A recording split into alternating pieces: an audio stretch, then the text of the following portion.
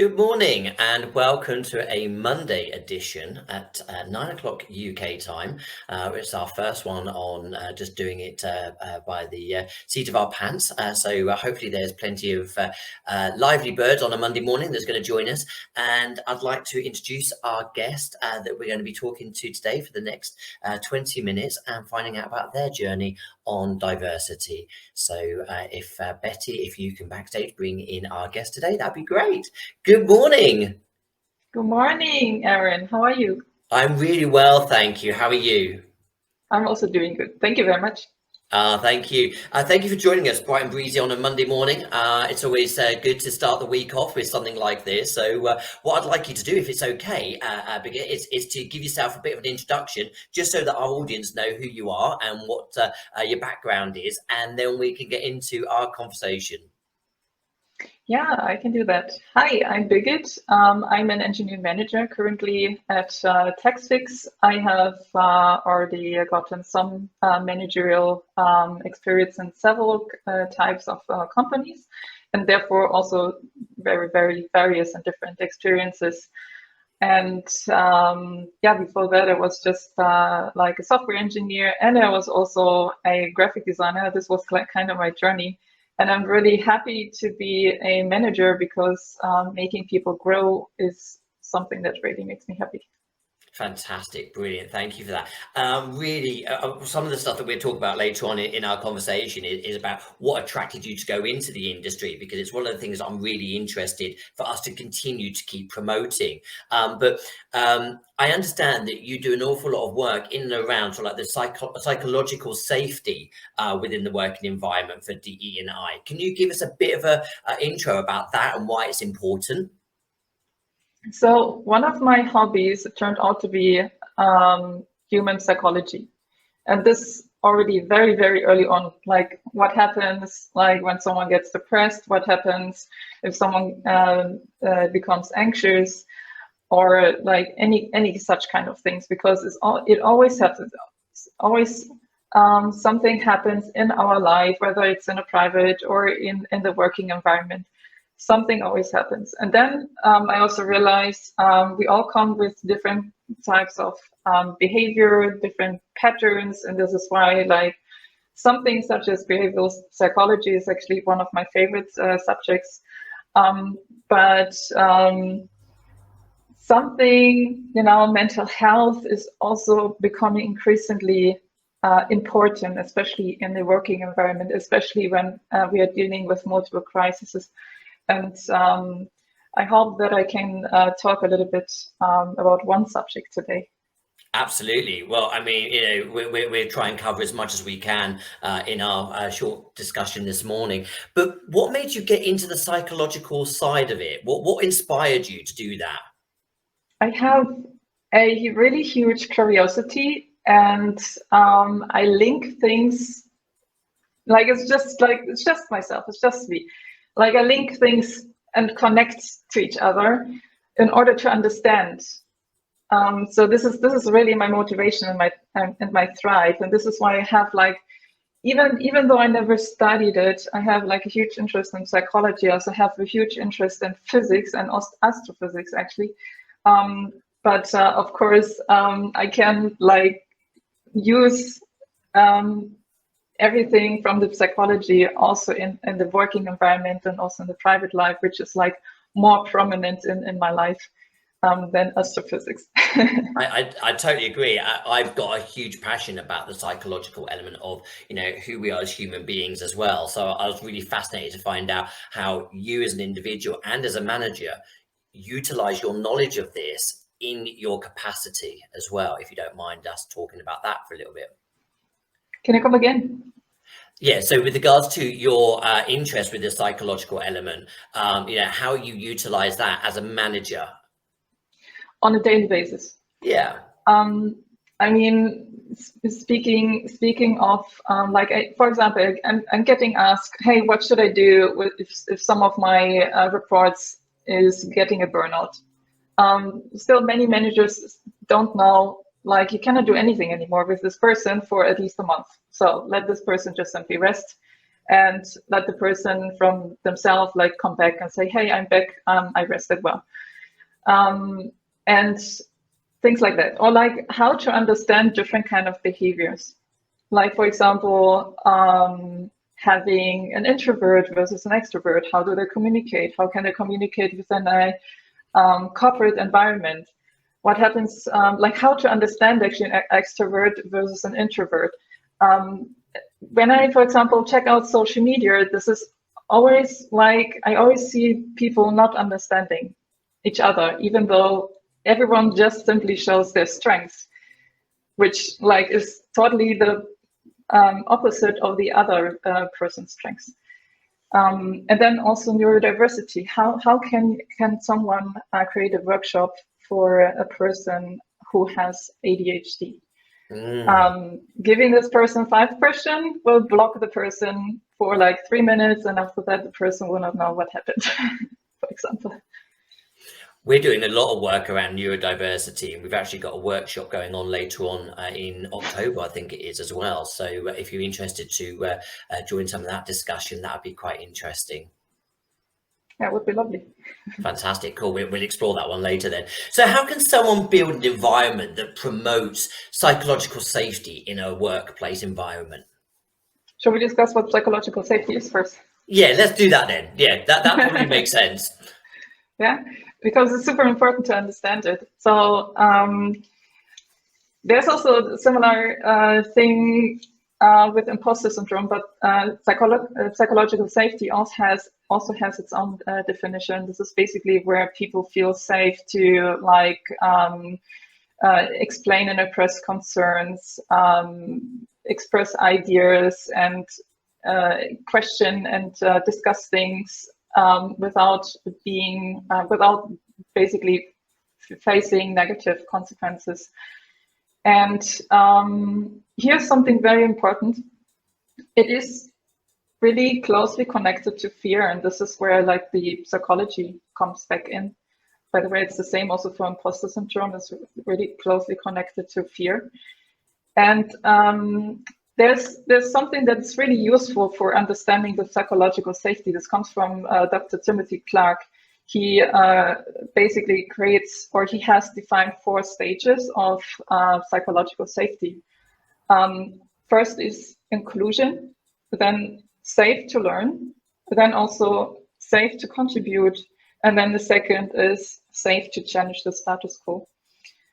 And when it comes to anxiety, this is where the fear is basically coming in. Like, someone only can feel safe when there is no anxiety present.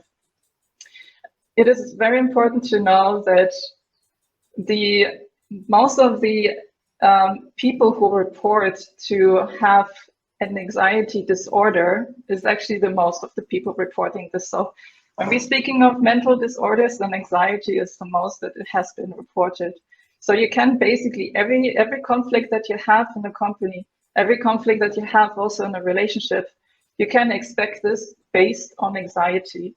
So the first thing that you need to do, especially as a manager, is to build trust and also to build the safety within someone. Like in Germany, we have like 21.4% of people reporting to have anxiety disorder. Wow. Doesn't mean that they already have anxiety or like a slighter version of this already. So here we are only talking about anxiety disorder. So like really something that is a mental health issue. Fantastic. And how did this come about, and how did you create this within the workspace? Because a workspace is incredibly busy all the time, so trying to get somebody to take ownership of something like this, that always intrigues me as well. So how do you actually put this together within your company, within your culture? You mean how to promote psychological safety? Yeah, within the business. Yeah, so first of all, you need to like check as a manager whether someone feels some anxiety, especially if you have new people coming into the company. And let's assume you already have created a really nice environment already in your company. You still have people coming in who haven't been in an environment before. So you need to know like all the symptoms also. One of the symptoms is, for example, avoidance or like some obsessive behavior. So for example, displaying someone's abilities and skills all the time, like in a more obsessive behavior than before. Of course, we all want to show off, but some people do it more than others. Yeah. And then maybe also some overwhelmingly controlling behavior as well, like micromanagement. If you're a manager of a manager, you want to avoid your manager to micromanage, for example. Also, another symptom is being overwhelmed with everyday tasks. Like, for example, if your tech lead is not able to tech lead, try to talk with this person about the everyday task or what kind of other issues are going in. Sleeplessness, insomnia, lack of good sleep, or just being just feeling irritated for some like everyday conflicts that can happen, or like nervousness, anger, feeling impatience. All of these things can basically show up, and you need to recognize all of those things. This is all under the anxiety. So if it was a little bit too fast, just look it up on the internet. It's anxiety symptoms. Mm-hmm. And what you can do in order to basically tackle this on an individual person level, talk with these people, but on a level of trust, gain trust. This is the number one thing that you need to do. Like, don't solve the problems that they are creating or other people creating with them. Just try to gain the trust. On a company level, however, again, coming back to the 4 stages, we have, again, creating an inclusive environment. So, for example, if you have people of color versus white people, you need to try to bring them together and make them one group. If you have binary gender and LGBTQ+, bring them together. These are one group. Try to create an inclusive environment. It also should be safe to learn. So people should be able to make mistakes without having a punishment. So every mistake should be taken as a challenge and an opportunity to learn. It should be safe to make experiences, and people should be able to grow and basically create some opportunities to learn. And also, people should also be able to contribute. So having their own ideas heard and listened to, and so on and so on. And again, it should also be safe to challenge the status quo. So whatever is already established inside the company, someone should also be able to say, let's try to change that. Maybe there's a better way to do this. And how did you, this is something that I'm just intrigued about, and I'm sure that some of our audience might be as well. So how long have you worked in the company that you're in now? At TechSpeak, I'm there since 4 months.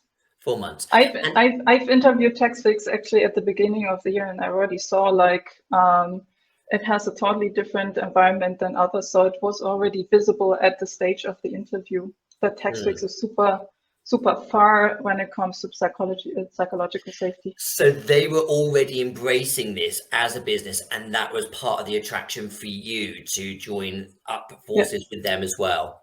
Right. I heard a rumor that, and I'm not sure if this is true, but I heard a rumor that from the beginning they have worked with like coaches, like company coaches, creating a culture and embracing the culture. And this basically influences the whole company, each individual employee until today. And was this a fairly new initiative for the group to bring the psychological element and psychological safety into the workplace, or has it always been part of a culture? It has always been part of the culture. So if we talk about TechSpeak in general, it has 4 company values, and 3 of them are super important for the psychological safety. One of which is trust, is the number 1, and then also development, and then also understanding. So before you go there and take actions and be judgmental or stuff like that, you build trust, you understand, and then it's not a mistake, it's just another opportunity to learn. Agreed. Absolutely. And what would be your advice for a company that doesn't actually have this, or they've been thinking about this as part of their value? How would they go about creating this in the first place? What would be the first steps?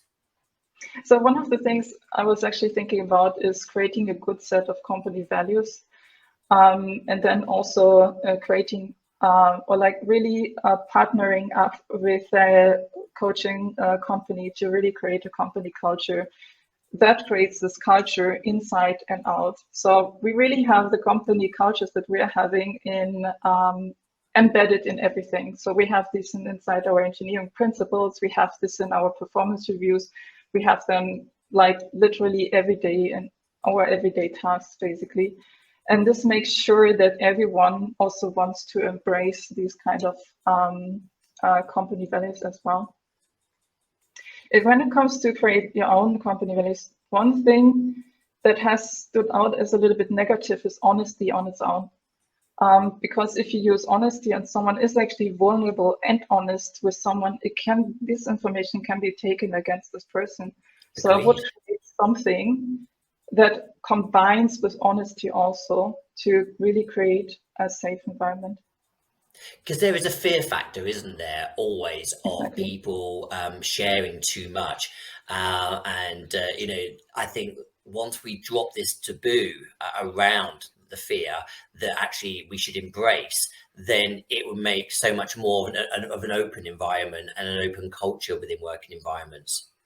Exactly. You should be able to share a little bit too much. We have Yeah, people who are oversharers, and we have people who are introverts whose thinking is just simply inside, and they are not used to it to share things to the outside world. So they also should feel comfortable with, like in their perception, to overshare as well.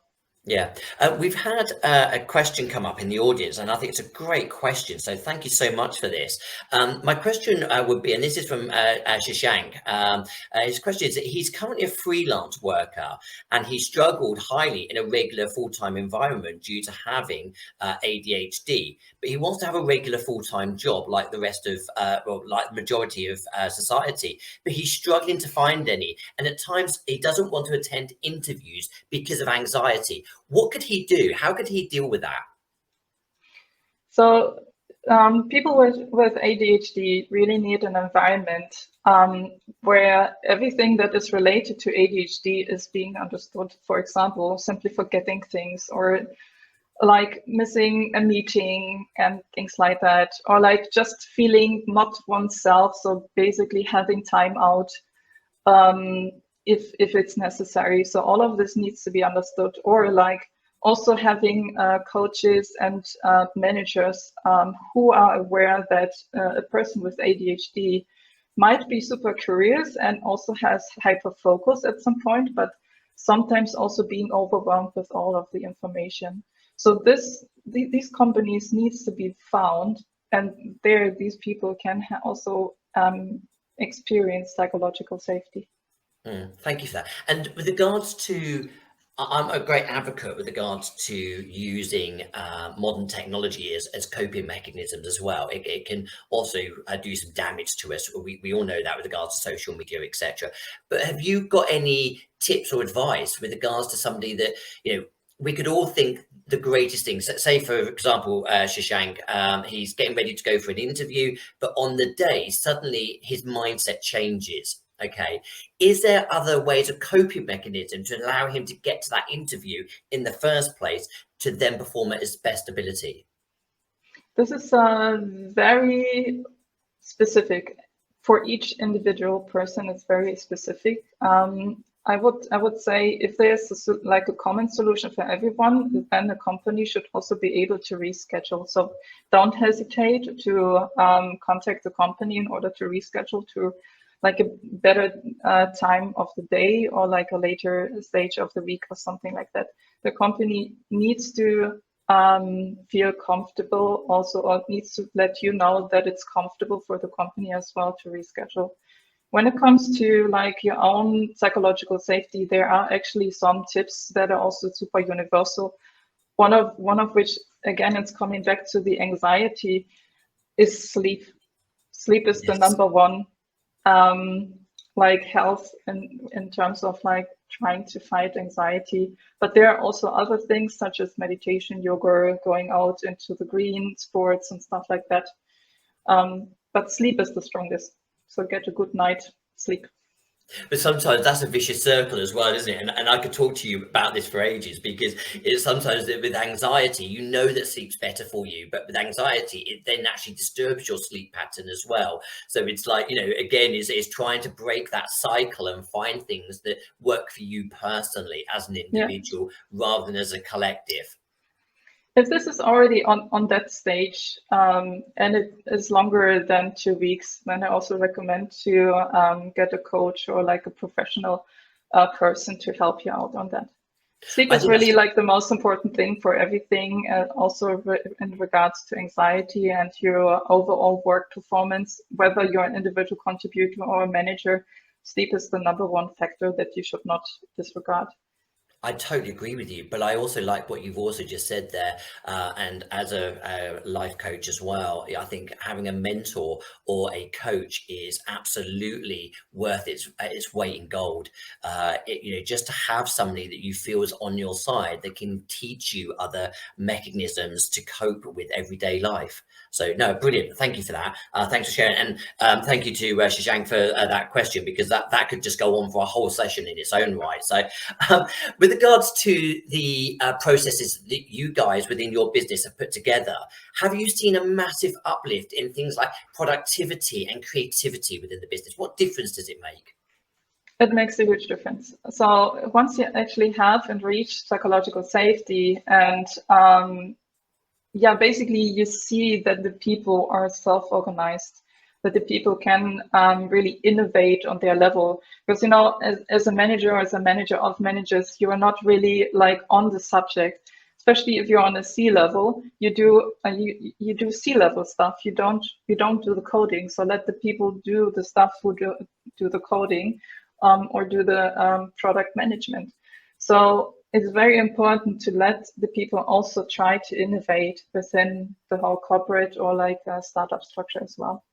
Yeah, absolutely. Well, I mean, we're sadly running out of time, and that's really sad, because I'm really wanting to find out so much more. But maybe what we could do in the next couple of weeks is schedule another conversation where we can talk about some of the other coping mechanisms as well, if you'd be up for that, because I think that that's a whole different session in its own right.